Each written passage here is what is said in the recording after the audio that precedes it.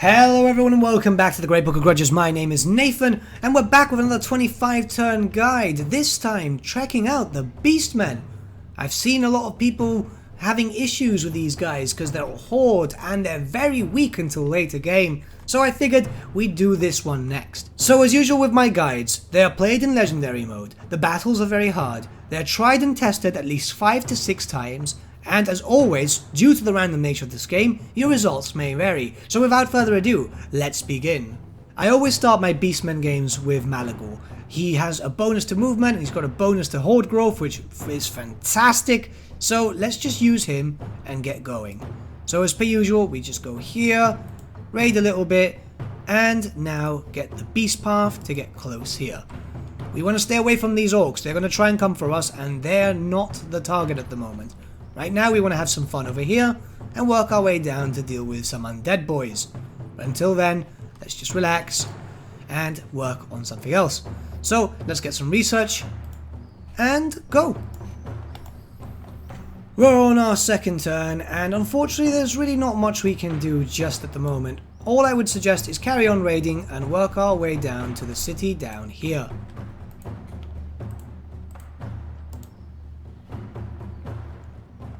With the research, all I can really suggest at this moment is just finding which one you prefer the most. I prefer working up this way just to get the horde growth increase. And once again, end your turn. We're on our third turn, which is so far so good. We just want to keep moving a little bit more. They're not too happy with us, but I wonder if we can just do one more turn traveling and then start using the beast path.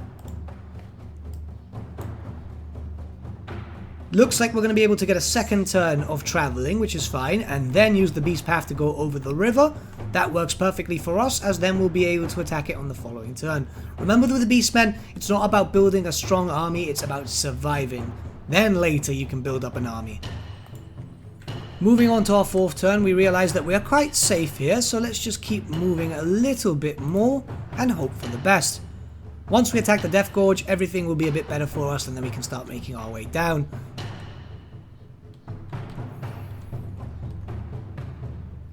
But with that, we really don't have to deal with too much. The Beastmen are not the most complicated race, it's all about survival, which is more than easy to do once you're raiding and moving.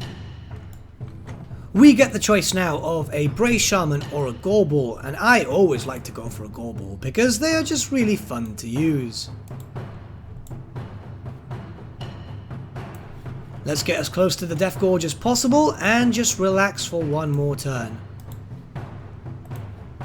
We find ourselves on our sixth turn and so far so good, we haven't taken that much damage, so let's just work on to destroying this city and then start working our way south.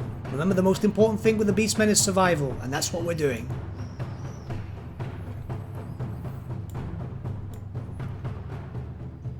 There's nothing really to deal with here, so we can actually auto-resolve without a problem, so let's just destroy that and let's get some growth coming in. With that, Malagor has leveled up not once but twice, which is perfect for us, so let's just get extra campaign movement and reducing upkeep, because these are quite important for us. Our friend over here can follow with campaign movement, and let's just start upgrading up his building. The start of our 7th turn is pretty simple. We get a new Dark Moon, which gives us the option of multiple things. However, I like to go for extra campaign movement at this time. With our extra movement, we know that we'll be able to move quite heavily down to the nearest city, which is Qatar, or Qatar, however you'd like to call that. But we know it belongs to the Tomb Kings, and that is our next target. So first off, we're going to do this, and move down together. Our forces are kind of weak at the moment, so we'd rather keep them as close together as possible, with this city being the next target to be sacked. We're here on our 8th turn and unfortunately there's not much we can do. We know that if we raid we can get a bit more income, but destroying the city might work a little bit better for us. So let's work out on how we can destroy this city. They might not have a lot, so it works in our favour.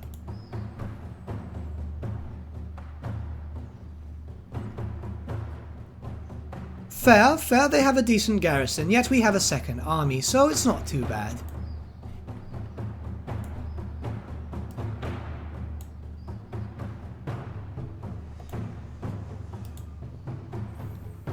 Things look a bit more even, so let's go in, but first I've just realised that our Gorbel has leveled up, so let's just build him up and get some more armour for our units. Now, let's go destroy these undead. The game begins, and we can't really see our enemies, which is perfectly fine. We do have a few armies here, and we do have some allies coming back, so let's just wait for them to arrive and wait for the enemies to arrive to us. Looks like they're not going to move. Interesting. Okay, well, it works out.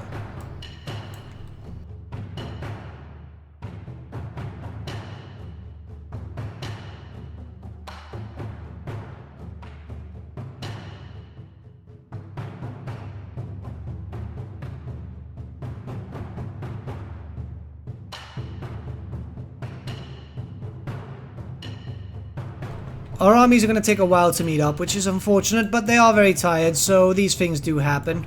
It's the price that we pay for extra movement, obviously.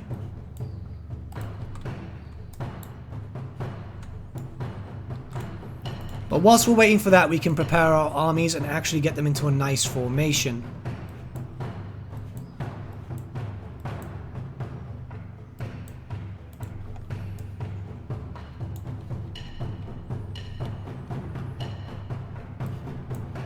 Just like this, it works out perfect for us, so let's just fold up our armies together like this and go forward.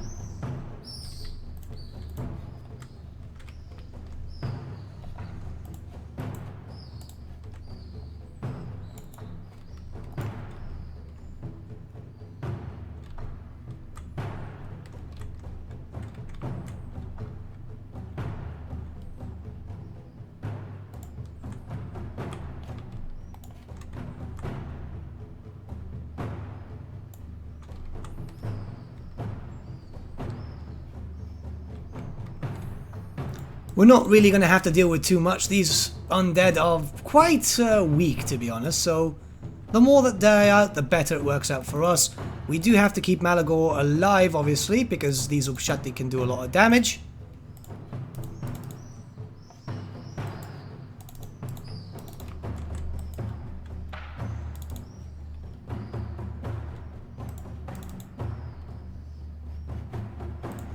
Making very sure that we don't lose our Gorbel straight off the bat. These are quite important units, especially early game.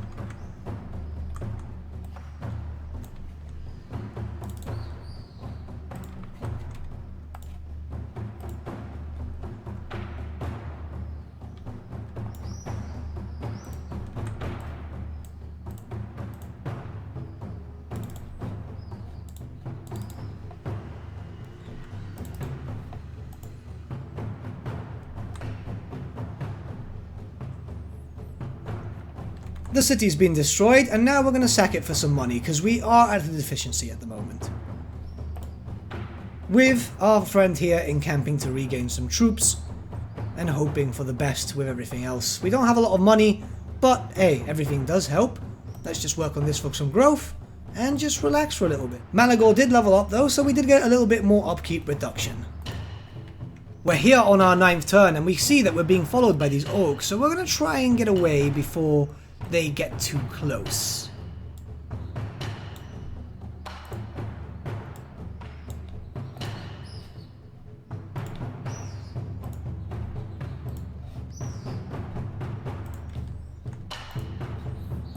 Unfortunately for us, we really don't have too much to work with. Everything's very expensive at the moment, and we don't have a lot of money coming in.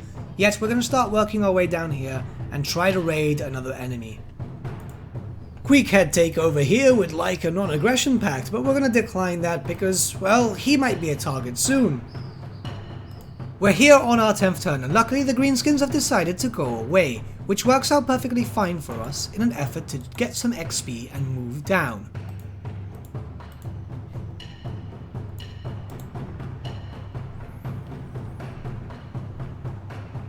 Not much is going to happen until the 25th turn, unfortunately, due to the fact that we don't really have much coming in. But what I do want to do right now is get some money. On our 11th turn, there's not really much we can do other than just get some raiding done. So let's move down here and hope that we are fine and they won't actually declare war on us.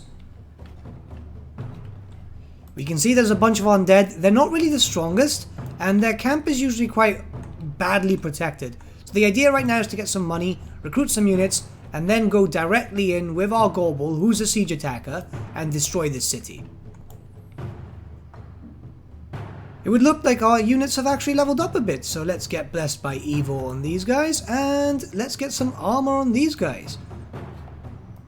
With that, we're done with our 11th turn, so let's move on. Another Beastmen tribe would like a defensive alliance with us, but we're going to decline it because they are lesser than us.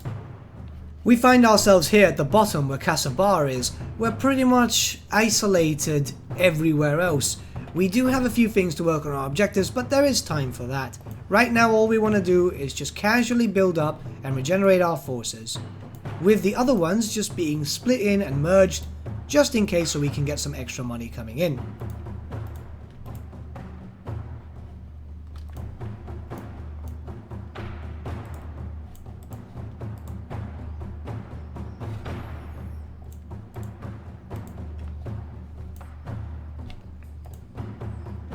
Given the fact that we're regenerating with one, we might as well try and poke the enemy, so let's just raid whilst we wait. So an event's just popped up, which allows us to get Chaos Corruption or some magic. Normally we'd go for Chaos Corruption, but I would like some more magic at the moment, just in case we get caught up in a fight. Right now we'd like to regenerate our forces a little bit, because for some reason, these undead don't want to declare war on us, which is perfectly fine, mind you. The less they do so, the better it works out for us. It's our 14th turn and we're still alive, which is the most important thing at the moment. So right now what we want to do is just build up a little bit. We can get some upkeep reduction, I believe, over here, which is quite good. It's not perfect, but hey, it's better than nothing. Remember that you don't really get anything from here.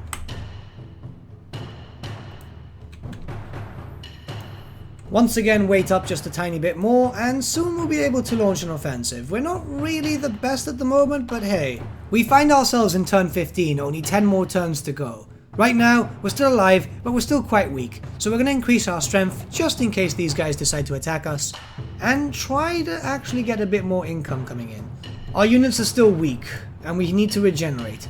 The unfortunate matter is that we are going to have to deal with a lot of undead. However, so far, they're only building very weak zombies, which works in our favour. Let's hope that we can regenerate with our Gorbel just a little bit more, then launch an offensive when possible.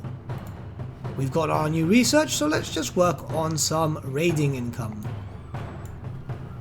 For some reason the undead are moving, which I find rather interesting, but we still need about 1 or 2 more turns before we can actually do anything of note. That being said, at least we're getting some more income coming our way, so that's alright. I just find it very weird that they're moving around rather than actually just fighting us. Head Taker would like another non-aggression pact once again, but no, we're not going to give it to you. We are more better than these vermin. They are inferior beastmen. It's the beginning of our 17th turn, and it looks like the bowmen are trying to come for this city. Now, that would be fine and dandy, but I wanted this city. So we're going to have to actually launch an offensive. And it looks like we won't be able to reach, so what we're going to do is just get close and hope that the bowmen stay away, because I want this city for me. There must be loads of fancy loot in here.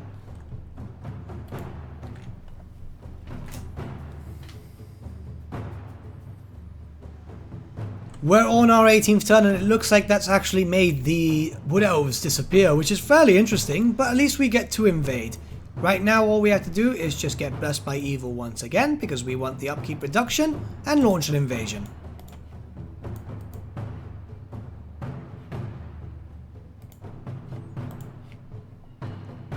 It's not like we're going to be dealing with a lot here, but having 2 armies does help out quite a bit.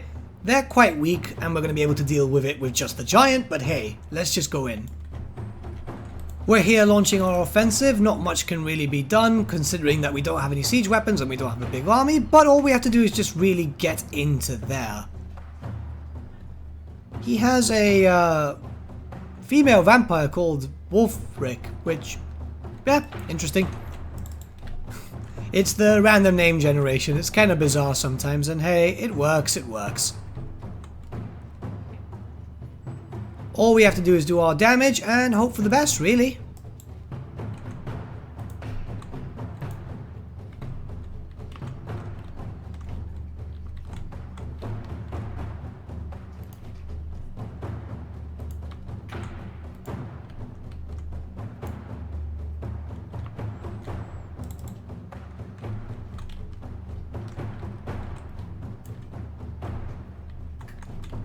Ooh, Malagor is dying. He kept trying to run up in front, which does happen in certain occasions. It can be very annoying. Don't worry, he might be squishy, but he's not that weak.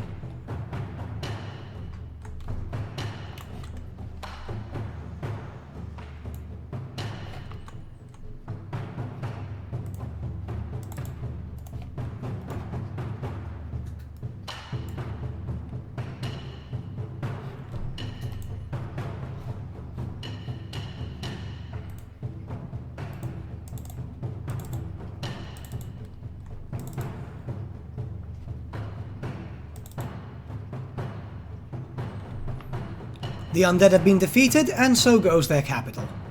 The city's been destroyed, and now we get to loot and raise it, which is going to work out perfectly fine for us to get some much needed cash. With that, we can now upgrade some buildings, so let's just do so. Hopefully we can get this, yes we can, or let's focus on this and reduce our upkeep a little bit more. And let's get some more armor upgrades here for our gore wall.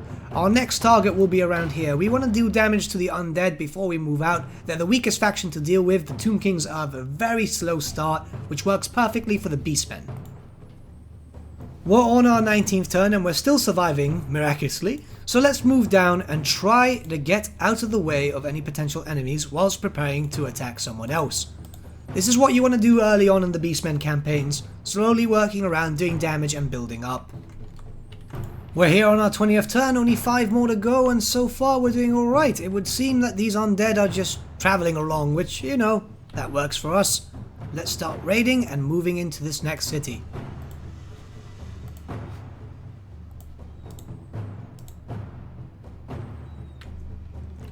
Our next target would be destroying these last 2 cities. Unfortunately, they do have quite a fair garrison here, so we might have to actually wait. We're here on our 21st turn, and it would seem our friends the undead are trying to move in, so I would like to do some damage to them before they do anything else. Maybe we can remove them from the game. First, let's move up our forces. So let's just get him and get him the upkeep reduction, because obviously that is very useful. And then let's attack this guy. I love how it says it's going to be a tough fight, even though he's pretty much just got zombies, so let's just go in. While we do have them on an ambush stance, I'd rather come in with all my forces, so we're actually just going to let all our guys meet up first.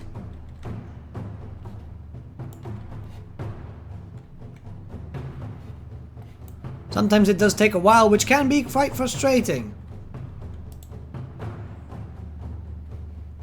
There we go. So let's just move our forces in with missiles in the front, because that's how we do it here. They're starting to pack up, which is quite nice. Our units are quite slow, which is, it's okay, you know. They're not supposed to be the fastest, even though they are quite the skirmishing army. And now let's just move in together.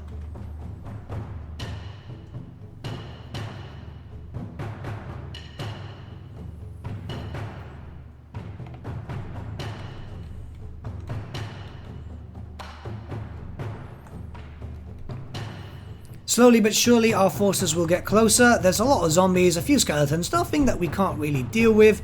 Now that our army is together, let's just start moving like that. Malagor himself will be able to start casting some damaging spells, which will be fantastic right now.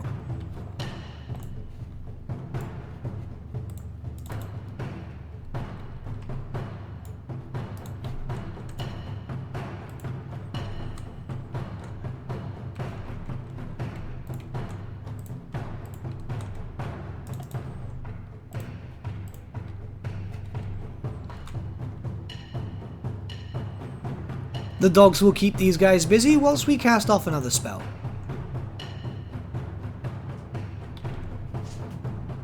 And my cat seems to want to fall off his little perch. That's interesting. Apologies for that, guys. It's what cats do.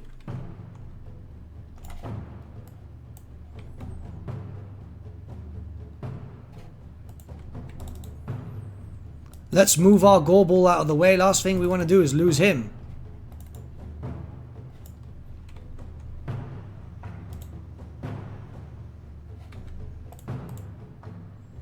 And now bringing him to snipe.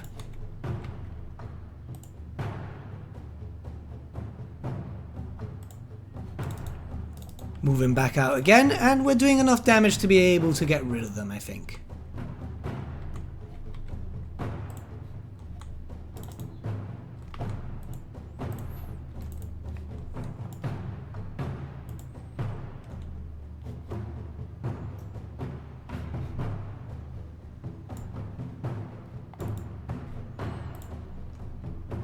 The undead are crumbling, and there we go. These guys have now been destroyed fully, and we don't have anything to worry about. The undead have been destroyed, and now we can just eat the captives, because hey, they're tasty. And whilst we're waiting for anything else, let's just casually regenerate our forces. That being said, Malagor is now leveled up again, and we can start working on Unholy Resilience. And now get the strength of the land, just to make them a little bit beefier.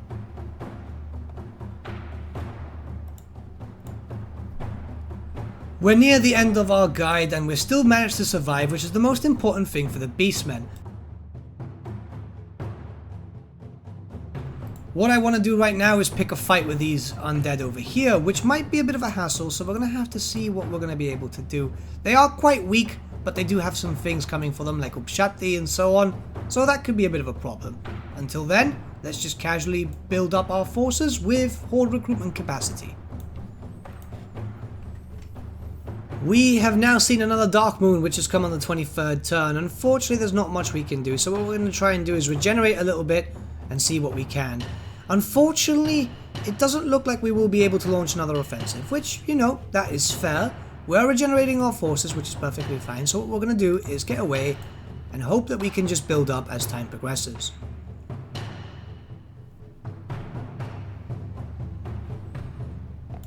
Interestingly enough, it looks like the bowmen have declared war on us, which is perfectly fine. We just need to move away. Remember, these guys are going to try and hunt us down, but we just want the money. We're pretty much at the end, and we'll go over a recap of what needs to be done at the end of the 25 turn guide, but just don't worry guys, these things do happen. We find ourselves on our 25th turn, and all we've really done is move here and there so we can get a bit more income. So unfortunately this is at the end of the guide, but we're going to have a little recap at the end, and we're going to discuss what is done in the future.